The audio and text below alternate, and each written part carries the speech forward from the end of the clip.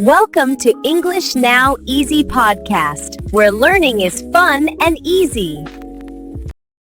Welcome to English Now Easy podcast. This is James. And I'm Kate. And this is The Deep Dive, the show where we take a closer look at the research and source material you've shared with us. That's right. Our mission is always to, cut through the noise, the really dense textbook language, and get straight to what you actually need to know.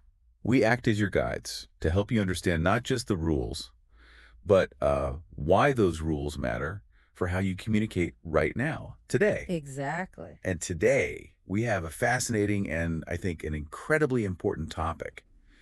This deep dive is really for the dedicated learner, the person who is focused on achieving fluency and wants to get that practical knowledge that genuinely sticks. Mm-hmm. Our source material today focuses on mastering one specific sometimes it's an intimidating part of English grammar. Yeah. The present perfect tense. It's so true. This tense it's often looked at with a bit of suspicion by students. Suspicion, I like that. Yeah, especially for people just starting their, intensive English journey. It just seems complicated because it sits right between the past and the present. Right. And it's confusing because learners always think, well, if it happened in the past, why can't I just use the past simple? That is the core question, isn't it? Yeah. And the sources you've shared with us really emphasize that we need to stop looking at this tense as just a cold, hard rule. Yes. We need to see it as a way of expressing achievement and completion.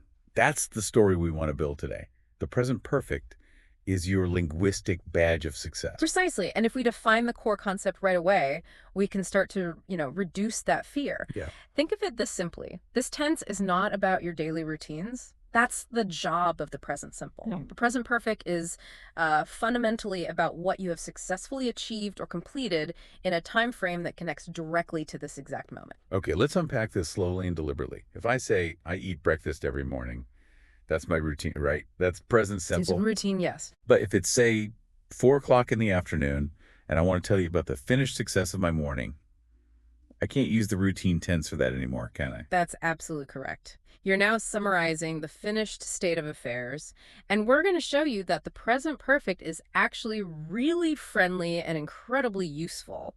Okay. It's like a linguistic check mark on your to-do list. It is perfect for reviewing all the things you have successfully completed. So our mission today is to take away that confusion and hopefully replace it with some real confidence. Exactly. Showing you that summarizing your successes in English is actually pretty easy with this tense. All right, let's start right there at the foundation. We'll keep the pace slow and clear so everyone has time to process these essential distinctions. So we have to distinguish between the tense we already know, the present simple, and this new one. Mm-hmm. We need a clear signal for when we switch from talking about routines to talking about completed achievements. This distinction, just as you said, is the entire foundation. The present simple is for actions that happen repeatedly, or facts that are always true, or, general routines. For instance, I wake up at 7. Or the sun rises in the east. Exactly. These things are constant. They just are. So if the action is constant or it happens all the time, we use the present simple. Exactly. The sources tell us that the present perfect is completely different. It's used for finished actions that have a powerful and immediate present result. A present result. The action is over, but the consequence, the effect, is happening now. That specific phrase, finished action, present result, that feels like the key insight we have to really drill into. It is the entire secret. I mean it. Imagine, like we said, it's the middle of the afternoon. You want to summarize what you have successfully accomplished since the morning. Right. You're not just reporting a dead past event that's over and gone. You're highlighting how that finished action impacts this moment, your energy, your status, your current freedom. Let's use that simple, everyday example from our material to really lock this down. If I am talking about drinking coffee, and I mean the action is completed right now, I can't say I drank coffee. Why not? Well, because I drink coffee refers to the routine of drinking coffee, maybe every day. It means it happens many times. It's a general fact about me. Right. But if the act of drinking is finished, the mug is empty, the coffee is gone, and the result of that action is important right now, say, you feel awake and energetic. Ah. You must use the present perfect to connect that past action to the present consequence. So we move from the routine, I drink coffee, to the completion. I have drunk my coffee. Precisely. The action of drinking is finished, it's complete, but the result is immediate and relevant right now. The empty cup is physical evidence, and your current state of alertness is the internal evidence.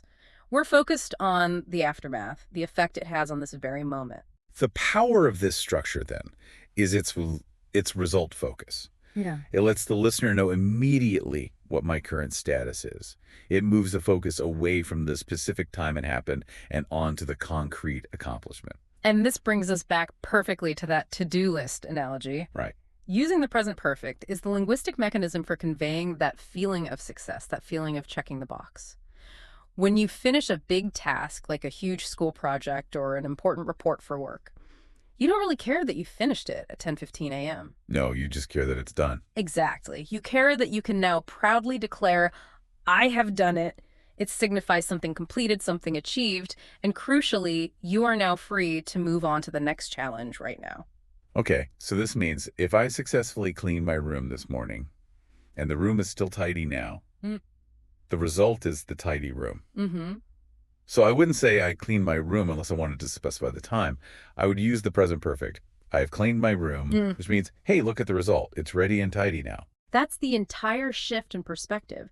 You're moving your mind from focusing on a specific past time to focusing on the immediate current consequences. That is the true secret to mastering this tense. The core concept is always achievement. Let's explore one more part of this achievement idea before we get to the structure. The sources mention that present perfect is often used when the time period in which the action happened is still unfinished. Can we unpack what that means? That is a brilliant point, and it really reinforces the present result idea. When we use the present perfect, we are usually operating within a time frame that is not yet closed. A time frame that's not closed, like today. Exactly. Think of time frames like today, this week, this month, or even this year. If the day is still going on, the time period is unfinished. Exactly. If it is 2 p.m., the time period of today is still active. So any achievement you mention is still linked to this ongoing time frame. You can say, I have written 3 emails today. Ah, I see. That connects the 3 finished emails to the current ongoing day. But if the time period is finished, say yesterday, we can't use the present perfect. We can't. Absolutely not. Yesterday is closed, the time frame is finished, and the actions are locked in the past. That requires the past simple. We must always ask ourselves, is the container of time closed or open? That's a great way to think about it. If it's open, like today or this week, use the present perfect to highlight the achievements you've packed into that container so far. That clarity helps a ton. We're not just summarizing a past event. We are updating our current status within an ongoing time window. And that summary of status is why it sounds so efficient and, professional. It tells the listener, here is where I am right now, and here is what I have successfully managed to accomplish up to this point. Understanding the concept, present perfect means achievement and present result, is that crucial first step. Now, following the instructions to keep the pace slow and deliberate, we need to focus on the actual building blocks. How do we form this achievement tense? We need to break down the actual structure step by step. Agreed. The structure is built from 3 simple components. If you can master these 3 parts, you have mastered the construction of the present perfect. Okay, component number 1 is always the subject, right? The person or thing doing the action. I, you, she, he, we, they. That part is stable. Yep. Component number 2 is what grammarians call the auxiliary verb, or what we can just call the helper word. And for the present perfect, that word is always a form of have. And this is where the first little structural hurdle appears, because the form of have changes depending on the person. It does, and this is essential for fluency. For I, you, we, and they, we use the word have. Nice and simple. I have, you have, we have, they have. Got it. But for the third person singular, that means he, she, or it, we must use has. We should repeat this slowly for the learner. He has, she has, it has. This little rule has to become automatic. So the structure so far is the person plus have or has. We're halfway there. Now we get to the third and often the trickiest component, the main action verb. This verb cannot be in its base form, like walk, or the past simple form, like walked. It must be in the third form. The third form. Formally, we call this the past participle. Hmm. For a learner, why is it called the past participle? And why is it so essential to this tense? That's a great question, and it gets to the heart of it. We call it the past participle because while it comes from the past, it functions as a participle, which is a form of the verb that can sometimes act like an adjective. Like an adjective, interesting. Yeah. When you pair it with AFE, it signals that the action is completed or perfected, and that completion is affecting the present. It represents the state of being finished. So the term past participle really just means the finished state of the verb. Exactly. And this is where learners often feel frustrated because, as we know, many common verbs change their shape completely here. They are irregular. Let's spend some significant time here, contrasting the three forms. We need to go slowly so the learner can really process the difference. Let's start with a really common one, eat. Okay. The base form for routines is eat. The past simple form for finished actions at a specific time is ate. But the third form, the past participle used with have-has, is eaten. So we say, I have eaten. Okay, base, past simple, past participle. Let's look at see. Base form is see, past simple is saw, but the past participle is seen. Example, she has seen that movie many times. And write, a highly common, very useful verb. Base form, write, past simple, wrote, and the past participle. Written, example, they have written a new book. This pattern or lack of pattern is crucial. You just have to memorize that third column for these irregulars. It is a challenge for sure, but as you said, the payoff is huge. Yeah. If you master these irregulars, your ability to express achievement just expands immediately. But let's reassure everyone, not all verbs are difficult. No, not at all. Let's talk about the regular verbs. For the regular verbs, the sources remind us of the simple rule. You just add ed to the end. And thankfully, the past simple form and the past participle form are the same. I appreciate the consistency there. Let's use the verb finish. Okay. Base form, finish. Past simple, finished. And the past participle is also finished. So, I have finished my work. Perfect. And another one, walk. Base form, walk. Past simple, walked. Past participle, walked. Example, he has walked 10 miles today. And speaking of crucial verbs that don't really follow the rules, we must revisit the verb to be. The verb to be is absolutely essential for talking about states and experiences. Its third form is been, B-E-N. This form is used constantly. The source example was excellent. You have been busy. That sentence structure, you have been busy, the perfect encapsulation of the present perfect concept, isn't it? The state of being busy started in the past, but the result is evident right now. You look busy now. Exactly. Or, if we're talking about travel experience, I have been to Paris. The action of visiting is finished, but the result is that I possess the experience right now. It's part of me. Now that we have the core structure person, plus have-has, plus past participle, let's address a major piece the learner will encounter. How do we use the present perfect to talk about duration? This involves the words for and since. This is a fundamental application of the present perfect, and it ties back perfectly to the idea of the unfinished time frame. We use the present perfect to describe an action or a state that started in the past and continues up to the present moment. So it's not a finished achievement in the same way, it's an ongoing achievement of existence. That's a great way to put it. Think of it this way. For nor tells us the length of the duration. How long? Since tells us the starting point of the duration. When it began. And both of them connect the past to the present, confirming the action is still true now. Exactly. Let's take an example. Living in a city. If you started living in New York 5 years ago and you still live there today, you cannot use the past simple. You have to use the present perfect to bridge that gap in time. You would say, I have lived in New York for 5 years. The duration 5 years is the crucial information, and the result is, I still live here now. Precisely. And if you use since, you're just establishing the starting point. Right. You use the specific point in time when the action began. I have lived in New York since 2018. That tells us the starting point and implies that the living continues up to this minute. This application using for and since is just as important as the achievement-based use. It shows that the present perfect is essential for describing both things you have finished and things you have maintained up to the present. And if we look at the source material's practical examples again, we can now appreciate the full structure. I have written 3 emails. We have the subject, the auxiliary, and the past participle. The structure is clean, and the message is clear. Accomplishment achieved.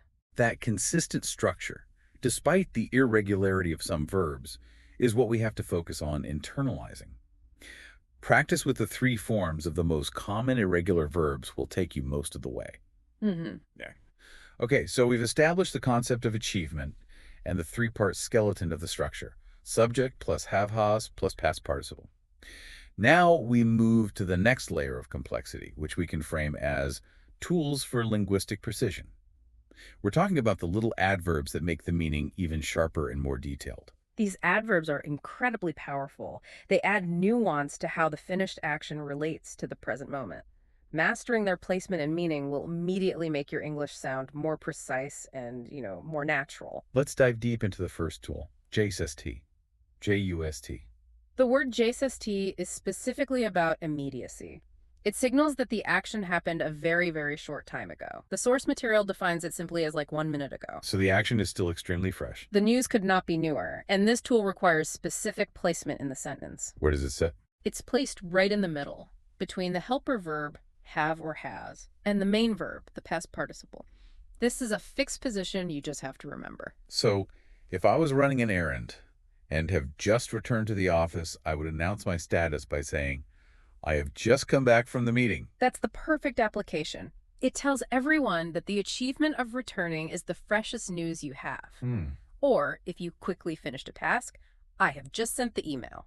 The immediate result is that the task is finished and the email is gone now. The word just is essential for expressing the most recent achievements. Now let's move to the second tool for precision. Already, A-L-R-E-E-D-Y. This one tells a different story about timing. Yes. Already is what the source has called a power word. Why is that? Because it conveys efficiency and a confirmation. It indicates that the action is finished, maybe sooner than someone expected, or it simply confirms that a task is done and does not require any more attention right now. So its main function is to avoid unnecessary repetition or wasted effort. Exactly. Let's use that dialogue example from the material because it really shows the social efficiency of using already. Okay. If someone asks, is the door locked? And you confirmed it 5 minutes ago, you want to stop them from checking again. You can immediately reply, yes, I have already locked it. You confirm the action is done, and the present consequence tense is that the door is safe and secure. This is immensely valuable in any work or school setting. If a manager or teacher asks if you've completed an assignment, saying, I have already handed it in, signals competence and efficiency. Right. It says, I was ahead of schedule. Now, where does already sit in the sentence? Already typically sits in the same middle position as just between have, has, and the past participle.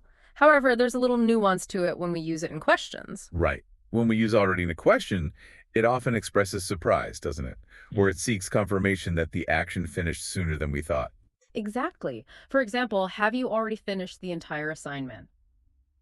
The emphasis shifts slightly, suggesting the listener has been impressively quick.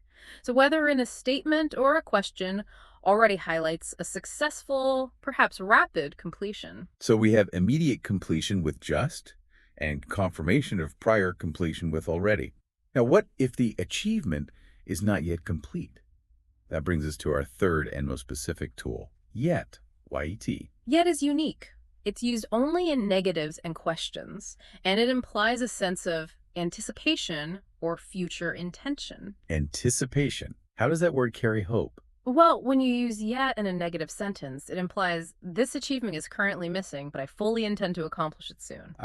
Yeah. Keeps the action on the active to-do list. If you just say, I haven't done it, that sounds final, but I haven't done it yet sounds like I know I must, and I plan to do it later today. That nuance is crucial for polite and professional communication.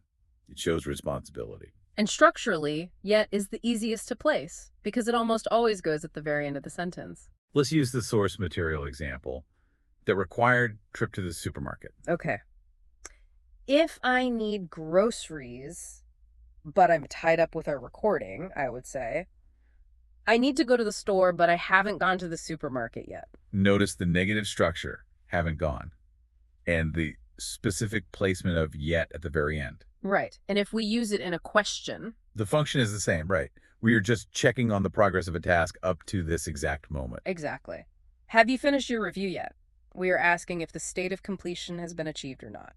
Let's quickly summarize the 4 frameworks we've now built using these precise tools, just as they were outlined in the learning guide. Okay. First, the simple statement of completion, I have done. Second, the immediate action, I have just done. Third, the confirmation, I have already done. And fourth, the hopeful negative, I haven't done yet. Mastering these 4 forms means you have mastery over the timing and status of your achievements relative to the present moment. We now arrive at the core source of confusion for, I think, every learner, and the section we must analyze with the greatest depth and clarity. When do I use past simple? I did. And when do I use present perfect? I have done. This is where we need the clearest, simplest possible distinction, and we'll move very slowly through these rules. This choice, the difference between these 2 tenses, it all hinges on one critical factor, time. Specifically, whether or not the time frame is finished or specified. Okay, let's focus intensely on the past simple rule first. The rule is absolutely rigid here. If you say when it happened, you must use the past simple. The moment you include a specific time marker that is finished, you lock that action entirely into the past. The present perfect is no longer an option. We need to list those common finished time markers so they're crystal clear for everyone listening. Think of specific phrases that define a closed window of time. Things like yesterday, last week, last year, an hour ago. Or even a precise timestamp like at 8 a.m. or in 2010. All of these shut the time frame completely. So if I use any of those time markers, I must use the past simple verb form. For example, I ate breakfast at 8 a.m.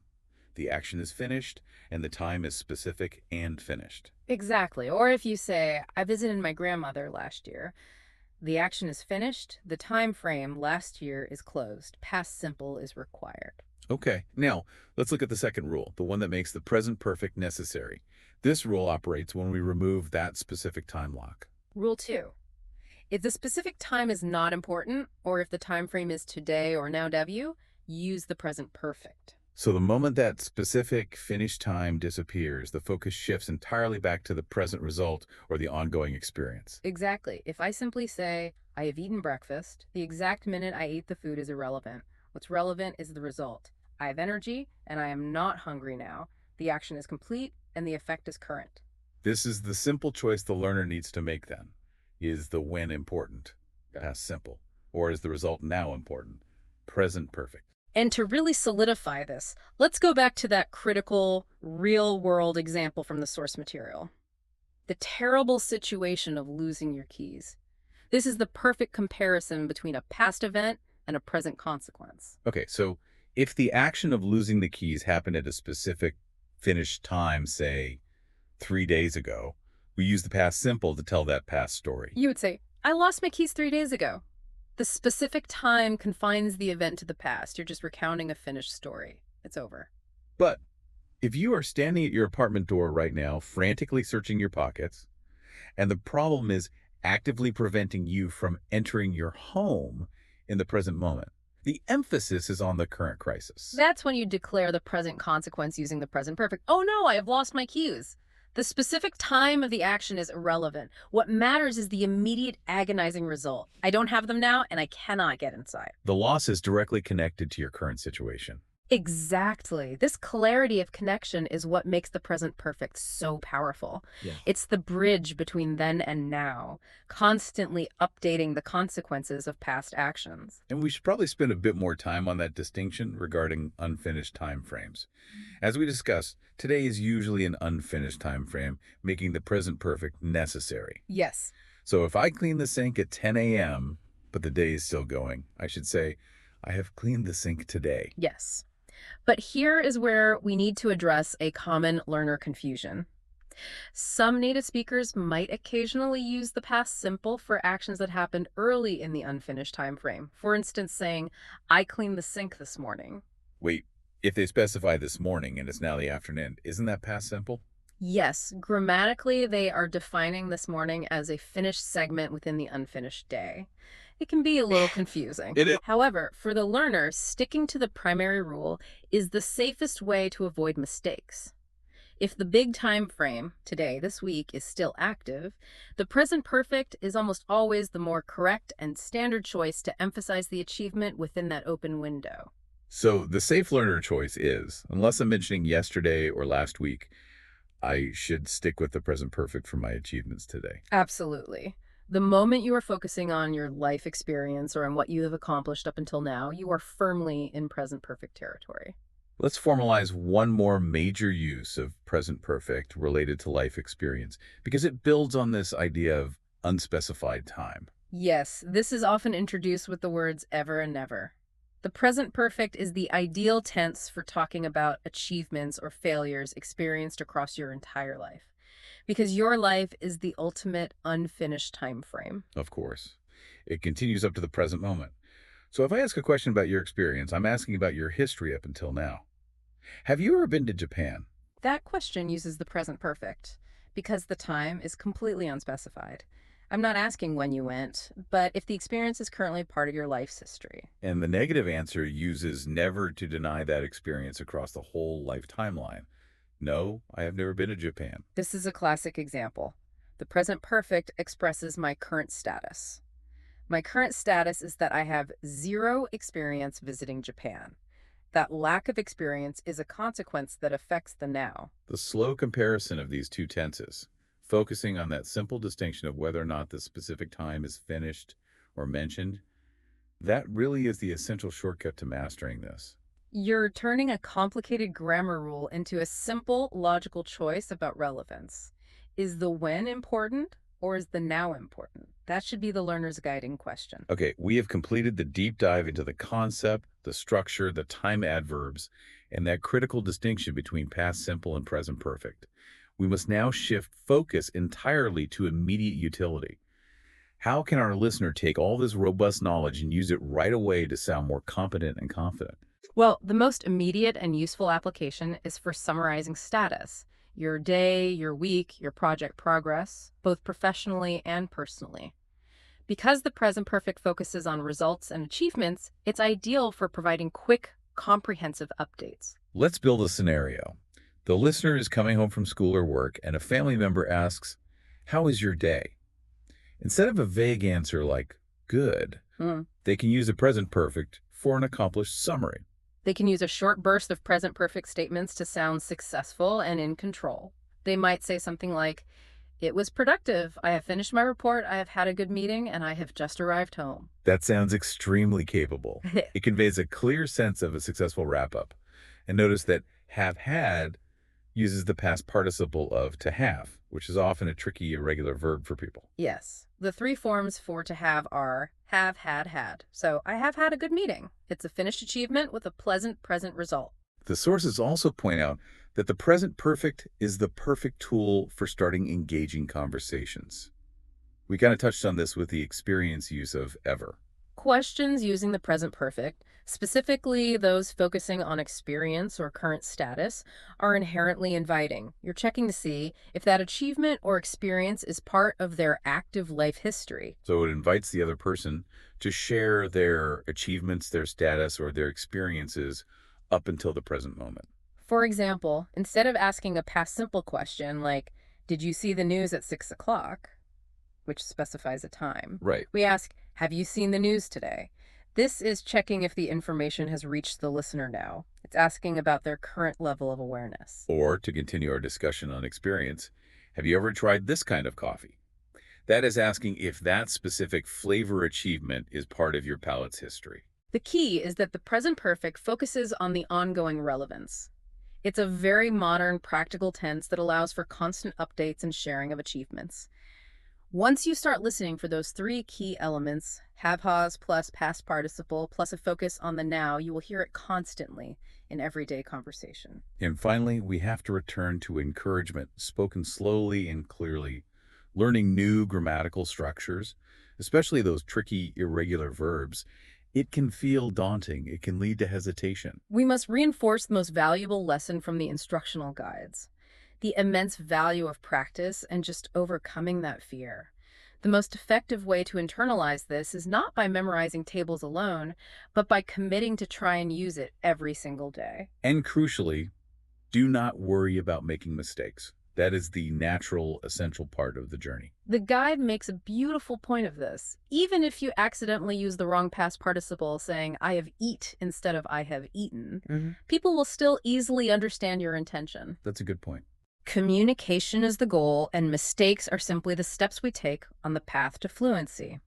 Mistakes mean you are learning and trying. That is a wonderful, necessary reminder for our listener. So, an actionable step for you right now, while you are listening, try to mentally state 3 things you have finished since you woke up this morning. And start with the most important achievement of the day. You have spent focused time learning a complex grammar tense, so you can proudly declare, I have studied English. That is number 1. You have done it. You have achieved a deep understanding. You have been busy absorbing knowledge, and the result is a clearer path to fluency. We have worked hard, and we have talked about a lot of grammar today, moving slowly and deliberately to make sure every piece of this present perfect puzzle fits together, establishing a firm understanding of this powerful tense. We recapped the core concept achievements and present result, not routine. We broke down the 3-part structure, focusing intensely on the tricky but essential past participle and the usage of 4 since for duration. We mastered the 3 tools for precision. Just, already, and yet. And most importantly, we clarified the crucial difference between past simple and present perfect, making that choice about the now versus the when. We really encourage you to take that knowledge and immediately apply it to your day. As the instructional guide suggested, a fun way to practice is to use it to talk about your recent accomplishments. So we'll offer a final provocative thought for you to consider. What stands out to you about what you have finished today? What are the key achievements you have successfully accomplished in the last 24 hours that you can now describe using the present perfect? Try to answer that question out loud. Tell us what you have done today.